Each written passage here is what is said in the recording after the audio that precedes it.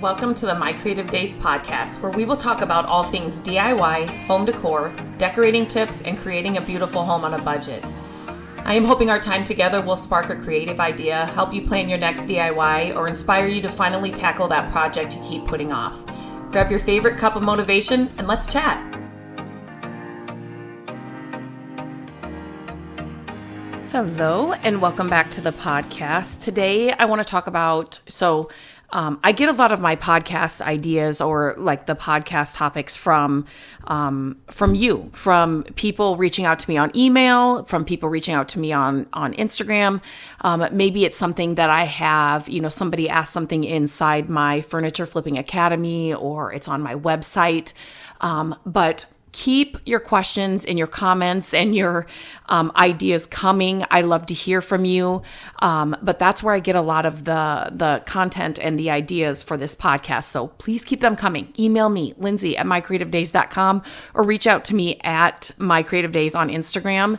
I won't share your name or anything, but it just helps me to just understand what questions and things that you guys have and ways that I can help you. So it just helps me to help you. So let's get to this podcast. Social media. I'm just going to go, this is going to be a short, I say that, and then I try to stop myself from saying that. This is going to be a short podcast. I'm just going to list 5 things here. But I usually just go off on a tangent sometimes because I get passionate about this stuff. And so social media and furniture flipping business, or do I have to have a social media presence? Do I have to have a social media channel if I want to have a furniture flipping business? Do you have to do anything? No. Do I encourage you to do this? Yes. I am somebody that I do not have any social media for myself personally. I do not post anything about my family or vacations or anything on any social media platform personally. I just have never wanted to. It's just something I've never wanted. Our kids still don't have social media. They don't have any accounts as well. So, but I do use it, and I have found out that it's amazing for your business. And to be completely honest, if you think about it, every business has a social media presence somewhere. Right? So even your favorite like big box stores, your favorite big brands, your favorite whatever, they have a social media presence, right? And so that's where we all are. That's where we're all consuming content. That's where we're going to learn about things, to figure out if we should buy something, to see what our, favorite people that we follow, what they suggest and what they're doing. And you know what I mean? Like that's where we are. That's where consumers are. That's where, people spend a lot of their time. And so if you are running any kind of business, you definitely need a social media presence. And I'm already going off on a tangent. So let me just say this before I get into my list and just kind of, the 5 main reasons or why you should consider a social media. But number 1, you do not have to have all this is not number 1, sorry. I'm going off on my tangent. But first and foremost, I want to tell you, you do not have to have every social media platform and an account on every social media platform. Do not do that. Do not do that. Do not start out doing that. No. If you have no social media at all for your business, you start with 1 account. And that account is the one where you spend the most time consuming. So if you find yourself on Instagram every day, and that's where you go to just consume, that's where you go for the accounts you love and just to see, the posts and things on there, then you start with Instagram. If you are somebody that goes to TikTok and that's where you like to spend your time, then you start with a TikTok account.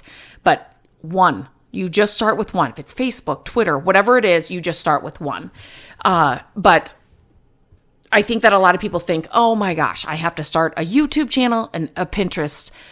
And Pinterest is not a social media channel. So I should tell you that now. Do not think of Pinterest as a social media platform.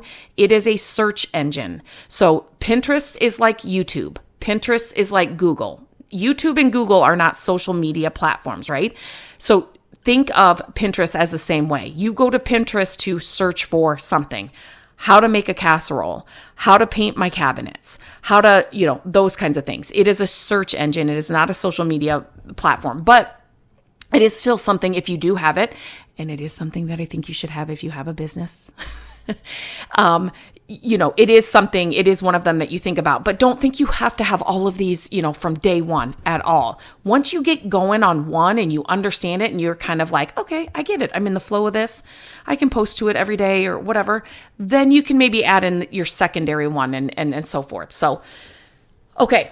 Now I'm going to get to my 5 reasons why you should consider creating a social media presence for your furniture flipping business. And really, I say furniture flipping because that was a question that came in, or the comment came in, but this is for anybody that's, kind of looking to, do I need to have a social media platform or a presence? Yes. So number 1, it showcases your work and your creativity, right? So, most social media platforms, not TikTok, Threads, not so much. That's a new one. But like, your Instagram, your Facebook, Pinterest, but Pinterest is not social media. They are visual spaces, right? So you can display your furniture transformations, on those platforms. Great photos, staged photos, videos of your projects as you're working on them. You can just showcase your creativity, your skills, your product, that will, hopefully attract potential customers and followers. So that is number 1, a reason why you should have a social media presence for your flipping business.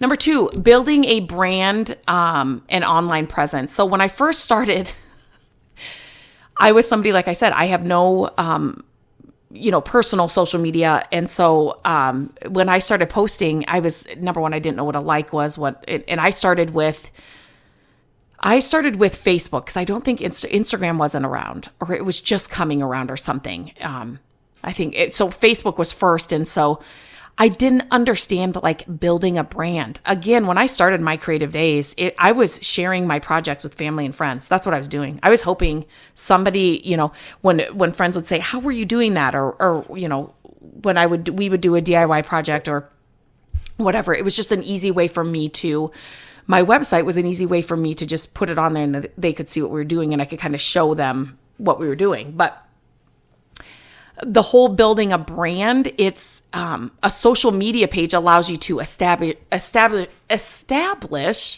words are hard, a brand identity for your furniture flipping business or any business. And I was like, what does that mean when I was starting this and learning about how to do all these things? It actually basically means so that when somebody comes across, let's say you're on Instagram and you're scrolling through, and let's just say for some reason you can't see any of the names, right? But when you come to a certain picture or post or whatever it is, you know immediately what that brand is, what that, creator is, whose post that is. Does that make sense? That's basically what brand identity is, right? And there is like a science behind it. There is like a strategy to do it, right? It's not just post whatever you want and hope, you know what I mean? Like I did in the beginning and learned I was doing it all wrong. But anyway, building a brand and online presence, it's really important. And so you once you have consistent branding, like your logos, your color schemes, themes, your page, it becomes easily recognizable and it becomes memorable. Like, oh my gosh, that is such, that is one of Lindsay's projects, or that is one of Susie and Sally are the 2 names that always come up to me when I am doing these podcasts. And I do not know why, but you want somebody to come across your furniture pieces or your content that you're creating on your social media to say, that is Susie's. Like, I know that's hers. Do you know what I'm saying? So having that strong online presence helps you connect with a broader audience. And it also establishes credibility in your niche and in your content that you're actually creating, and to the audience that's coming either to your account, that's already following you, or new people that are coming to it. Number 3, reach a wider audience. So this is huge. Again, this comes back to me when I said we are all on social media. We are all consuming it. All of our favorite brands and companies have a social media presence because you can reach a wider audience. So if you are just like in the furniture flipping business, if it's just you don't have any social media and you're just, where are you going to post your things? So like even if you're selling, Facebook Marketplace is great, but if you are a furniture flipper wanting to make more money, wanting to scale your business, you have got to think beyond Facebook Marketplace, okay? Even if you are on like Etsy, a lot of sellers will sell their pieces on Etsy. And side note, if you want more money, want to reach a wider audience, Etsy is a great place to list your pieces. Again, that's not a social media presence though. That's not a social, but people come to Etsy to look for, custom furniture, one-of-a-kind pieces, and you can command a lot higher dollar for your pieces on Etsy. And the shipping is not bad. It's easy to do. So don't let that be, if you've been thinking about it, try it. It's something we teach inside the Furniture Flipping Academy.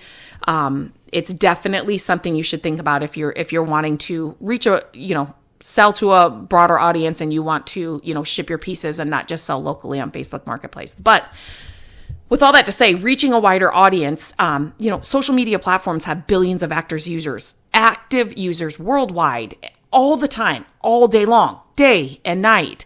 And so it's an invaluable tool to reach potential customers beyond your local neighborhood area. Do you know what I mean? So, if you utilize hashtags, depending on which platform you're on, are hashtags a thing or not? Like you need to know that. But engaging with that audience, collaborating with other flippers, collaborating with brands and companies. And like, there's just so many, like this little section here could be an entire podcast episode all by itself, but you can just extend your reach to potential buyers, interior design experts. You can reach brands and companies and contracts, and like there's just so much bigger reach and wider reach if you have a social media presence than if you didn't have any at all. Number 4 is the community, right? So it's a two-way communication channel between your followers, your audience, and you. You get to interact with them. You get to respond to their comments. You get to address their questions or, right directly, right there. You get to find out what they're looking for, why they're following you, what kind of pieces people are looking for. Once you build that community around your furniture flipping business and you've got that following and it's this social, let's just say it's Instagram, you can actually sell your pieces a lot easier from that community you've created and for a higher price than just selling on Facebook Marketplace, Craigslist, whatever. So you start building trust. It's that know, like, and trust factor. They start to know you, they start to like your work, and then they start to trust you. So as they're watching your videos or your content of you, picking up a dress or bringing it home, working on it, and then the entire makeover process, you will find that people will just reach out to you and say, okay, I'm buying that. Send this to me. How much do you want? Like, I'm just buying this. And so that community, not only is like the community aspect amazing, and it's just like you like have friends online that you will never meet in person. Like it's just so fun, but you can turn those followers into repeat customers, that, you're not having to pay a fee or you're not having, you know what I mean? Like you're just sharing your work and you can easily sell your pieces just right there from your pages that you are sharing on, just from that community. And then lastly, obviously, is to market and sell your products, which I kind of went into a little bit here in the last one. But it's a great platform for marketing and selling your pieces. And then if you wanted to go like above and beyond just pieces, and maybe you want to get into creating a course, doing a mentorship, coaching one-on-one, like there's just so much besides, when people think about flipping furniture, there's just so much I want you to know. There's so much more than just picking up a dresser, cleaning it, painting it, selling it on Facebook Marketplace. And that is why I created the Furniture Flipping Academy, because I didn't know that from the beginning. And I really want to open up that, what do I want to say? The possibilities. And I want to open up people's minds to, oh my gosh, like what happens if I can't find a dresser? Like you don't have to stress about it because your business is running in so many different ways that, finding a dresser is the last thing on your list of things to get done and ways to make money. And so a social media presence or platform really is a great way for you to market and sell your actual pieces, like I said, but you can market and sell beyond that, if that makes sense. So, you can, brands are looking for people with public social media channels, and they want to have you create for them and for their products, and they want you to share those things. And just think, instead of, let's say it's a dresser, you getting paid from a certain brand to use a product on your piece, and then you get to sell the piece in the end. It's like a double payment for that one piece of furniture. So, it's definitely, you can run ads on your social media, platforms as well. So then you can reach a specific demographic and certain audience, and that boosts your visibility for your pieces or your course about furniture flipping, whatever it is.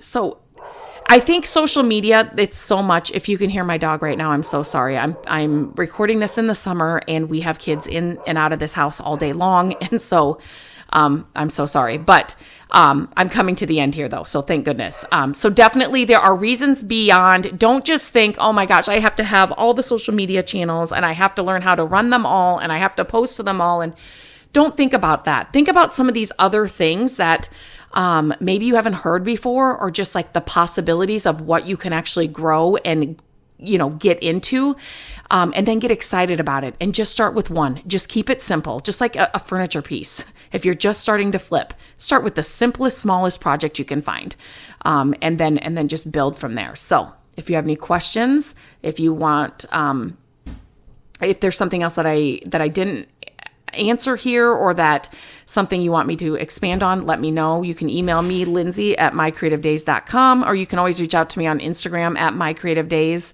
I would love to hear from you. And until next time, I hope you have a great day, and we'll talk soon.